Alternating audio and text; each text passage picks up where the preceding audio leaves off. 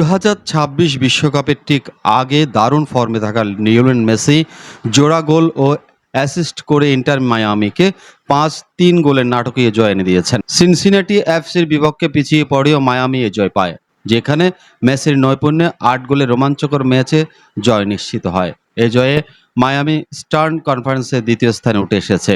Lionel মেসির গোল মানে সৌন্দর্য, নিখুঁত ফিনিশিং আর বিস্ময়। তবে এবার ইন্টার মায়ামির হয়ে তিনি যে দুটি গোল করলেন তার একটি ছিল প্রায় অবিশ্বাস্য।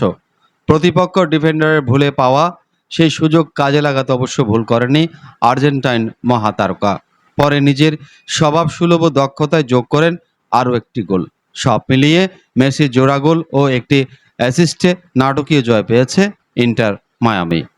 এই জয়ে 13 ম্যাচে 25 পয়েন্ট নিয়ে ইস্টার্ন কনফারেন্সে দ্বিতীয় স্থানে উঠে এসেছে ইন্টার মায়ামি।